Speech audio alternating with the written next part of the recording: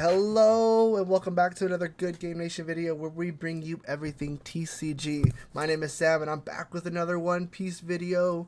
You know what this is. It's going to be a deck profile red green Luffy. This is one of our last two deck list videos we'll do for a while. We probably will touch up the list we have posted when we have physical cards and we're doing more in-person tournaments. But until then, these two will be the last ones for a little bit. We're very excited to close this series out and start our limited battle series. Limited battles are the large 500 people tournaments that are going to be taking place at the end of October. Again, let us know down in the comments if you got in. Let us also know what you guys want to see out of that series. We'll definitely be covering what we think we should be running at fours, deck counts, things like that, matchups, what we think our favorites are going to be, things like that. Again, let us know. Let us know.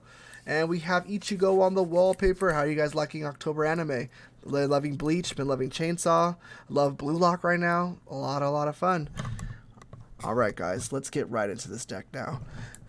Red Green Luffy, we had some challenges. I definitely struggled making this deck, trying to find its own personal identity. It looks a lot like Law, which I don't really like, but these are the better cards right now in the set 1, so it was really hard to avoid that. Luffy is a 4 life leader, 5k dual color. He is once per turn activate main 4, set up to one of your supernova or straw type characters with a cost of 5 or less is active, and it gains 1000 power during this turn.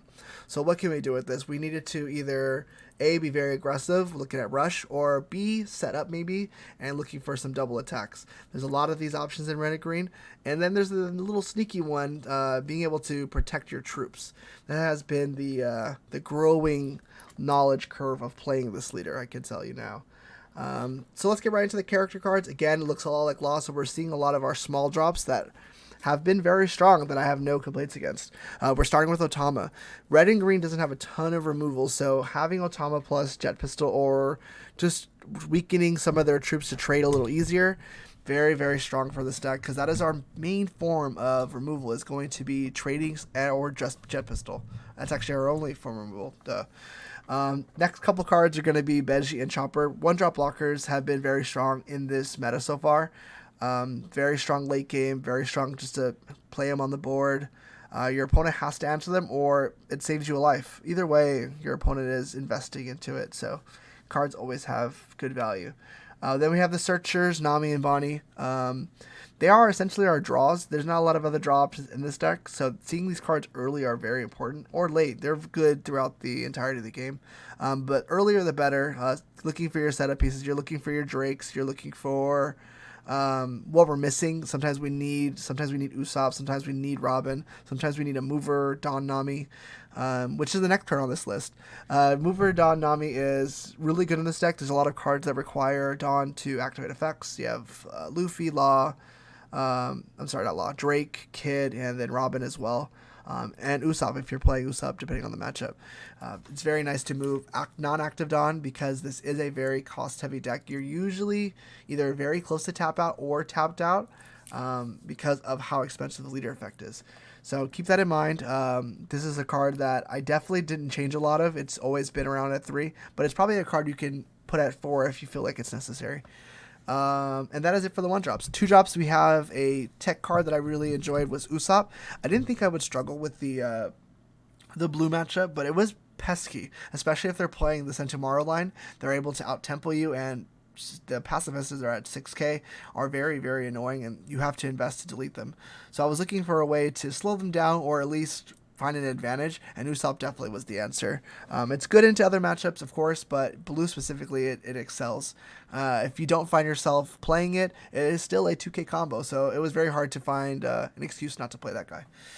Next, we're into the 3-drops, Nico Robin. Nico Robin is a card that every time I build a red deck, she's involved. She is a great piece that your opponent has to respond to if they want to set up blockers, if they want to set up smaller combo pieces. Like this absolutely ruins Odin. Odin's absolutely unplayable if Nico Robin's on the board. Things like that, so your opponent has to respond to cards like that. Then we're into some of the more fun cards, I think. These are all of our main attackers, I think. These are your high targets for your Luffy leader effect, and most of them are at 2 counts. I did this on purpose so I could play more. Plus, a lot of them don't have combo power, and again, I'll get into why I think that's important for this deck. The first one is going to be Useless Captain Kid. This is the promo coming out of the very recent tournament packs that you can actually get now. They come in this little pack right here. You're gonna, I think 2 is the perfect count here. This is a double attack if you have 2 Dawn on him. Your opponent, if he's not clearing this guy, you can absolutely make him a unit with the Luffy leader as well. Very similar to the Kid's effect. Instead of pumping Kid, you're pumping Useless Captain Kid. This one, your opponent has to either defend it or they're taking 2 to 4 life. I couldn't find and plus you can search it with Bonnie. It was either that or Yamato, and that was the deciding factor, is Bonnie is able to search it and being able to make it attack again with the Luffy, or not attack again if you just want to defend it. One of the 2 options. And then we have Rush Zoro. Same reason I was explaining Rush. You could play it that turn, attack, and then use Luffy's effect to attack again. Creates instant pressure. Your opponent always has to be mindful of it. Again, we're only running 2 because they don't have combo power, and I really want to be able to play more of our 1-drops to set up better and to have more consistent hands. So I find it at 2 being very strong. You just have to defend it, and we're going to get into that. 4 X-Drake. I don't have a ton of 4 counts in this deck. The 4 counts are very specific, and I find them very necessary for this deck to run well. And X-Drake is one of the few character cards that's at 4. He is our strongest piece. All of your main attackers are supernovas or straw hats or both. And giving multiple characters plus 1000 is so valuable, coming out of a very strong attacker already. Drake at 4, absolutely. We have 2 of the blocker swap laws from the set. This is a nice card to protect your pieces. Looking at Zoro's, Kids, even if you want to reset your 5-drop Luffy, you can.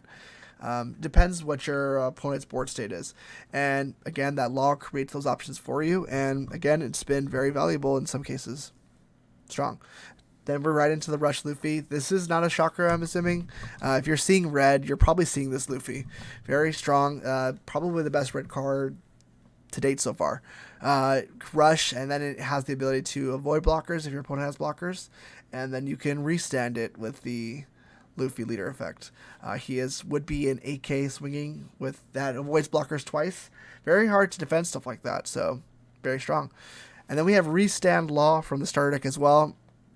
It's little combos here and there. Has 1000 counter as well. I have played with this at 3. I played with this at 4.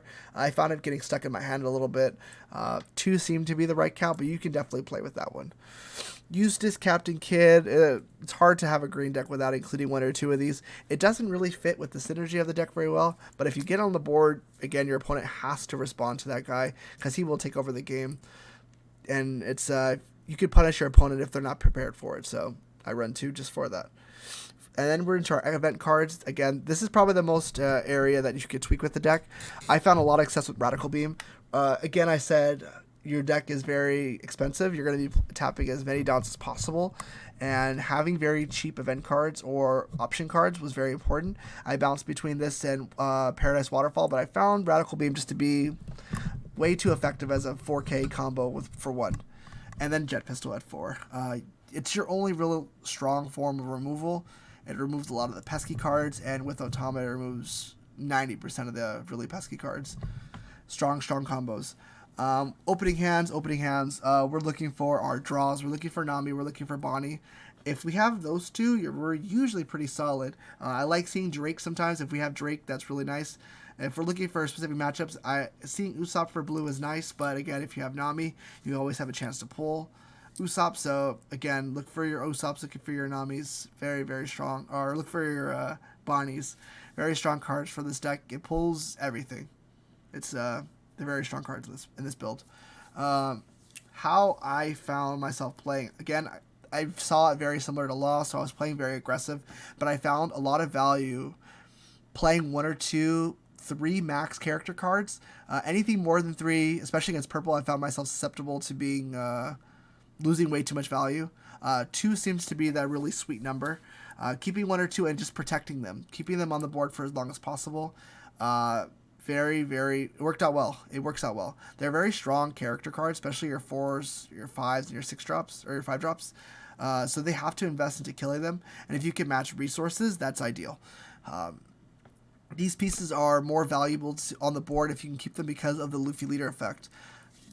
The sweet combos out of that one. Matchups, cards that are really hard to beat. I would say purple is probably your worst matchup. There's not a lot you could do about 9 drop and then 10 drop Kaido. They absolutely just ruin your life. But I feel like this is very similar for all decks that play against it, so you need to be very aggressive early. Blue was very tedious, especially if they're playing Tomorrow line. And the green line, it really depends, who draws a little better. But I found a lot of fun playing this deck. So definitely, if you guys are looking for something new, something a little spicy, give this a try. If you make any tweaks, if you have any tech that you are playing in this deck, please let me know. I love hearing all the suggestions. I tried 3-drop Zoro for a little more board pressure. I tried a lot of cards because there's so many different options you can play with this deck.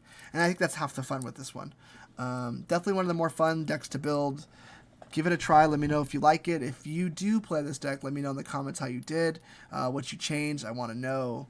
And that would do it for this deck profile. Thank you guys so much for watching, and we'll see you in the next one.